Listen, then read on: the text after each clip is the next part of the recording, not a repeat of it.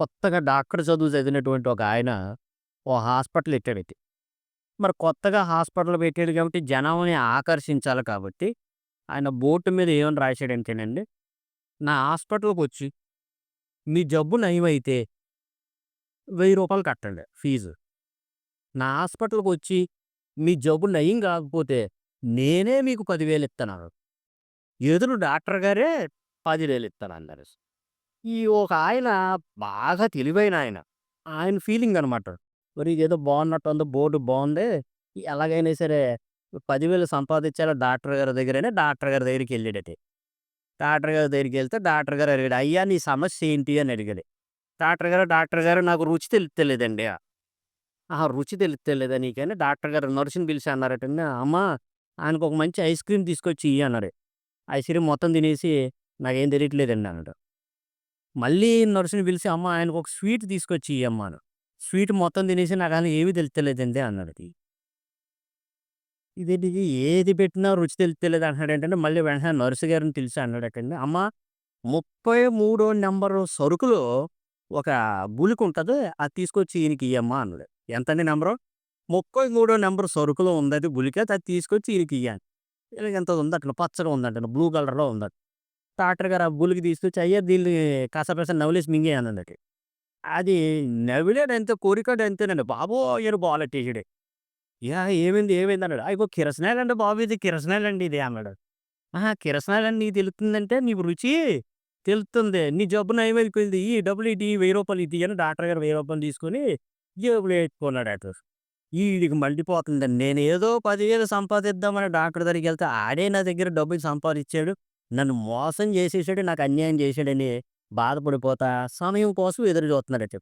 ఈ నోరంతా పాడైపోయింది కదండీ! మరి కిరసనాయిల వల్ల. ఆ నోరు తగ్గిన తర్వాత ఎళ్దామని ఆగాడట. దేవుని దయ వల్ల నోరు మామూలయింది. ఎళ్ళాడటండి మళ్ళీ. డాక్టర్ దగ్గరికెళ్ళి.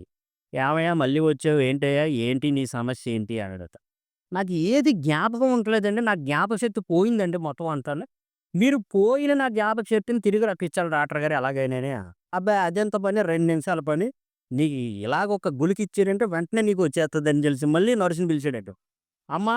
33 నంబర్ సరుకులో ఓ గుళికుంటదమ్మా" అన్నాడట. ఈడికి వెంటనే గుండెలో రాయెళ్ళిపోయిందండి. బాబు ఆ 33 నంబర్ గుళికిచ్చే నా జీవితాన్ని నువ్వు ఇలా చేసావు. అందులో ఏముందనుకుంటున్నావు? కిరసనాయిల్ ఉంది. గతంలో నేనొచ్చినప్పుడు నువ్వు నాకు అదే ఇచ్చావు అన్నాడు. గతంలో నువ్వొచ్చినప్పుడు నీకది ఇచ్చానని నీకు గుర్తుందంటే, నీ జ్ఞాపకశక్తి తిరిగొచ్చేసింది. దా ఇయ్యి రూ. 1000 ఇయ్యి అన్నాడు. రూ.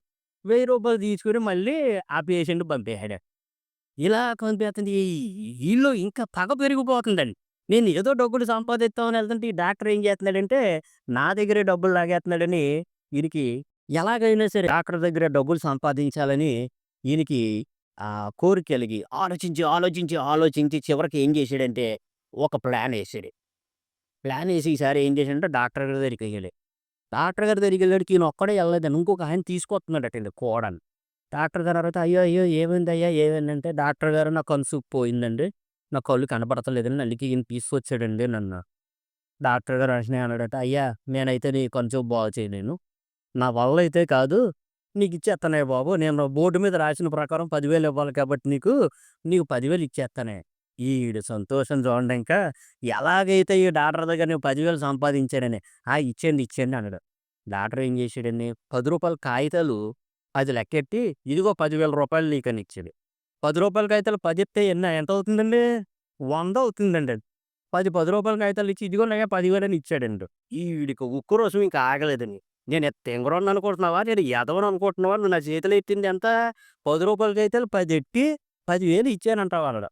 "నీకెలా తెలిసింది? నేను రూ. 100 ఎట్టానన్నాను." "ఇదిగో నాకు కనపడుతుంది కదా!" అన్నాడు. అంటే నీ గుడ్డితనం కూడా ఈ దెబ్బతో పోయింది. మళ్ళీ ఇంకో రూ. 1000 నాకు ఇవ్వాల్సింది ఇవ్వాలి. మళ్ళీ 1000 తీసుకొని జేబులో" ఇలాగా ఒకసారి మోసం చేద్దామని తప్పినా సరే మానవుడు మానడంటాడు. ఎలాగైనా మోసం చేయాలని ప్రయత్నం చేస్తానే ఉంటాడు. కానీ దేవుని వాక్యం ఏం సెలవిస్తుందంటే, దేవుని సన్నిధిలో మోసం ఉండదు. దేవుని సన్నిధిలో నమ్మకం ఉంటది. దేవుని సన్నిధిలో విశ్వాసం ఉంటది.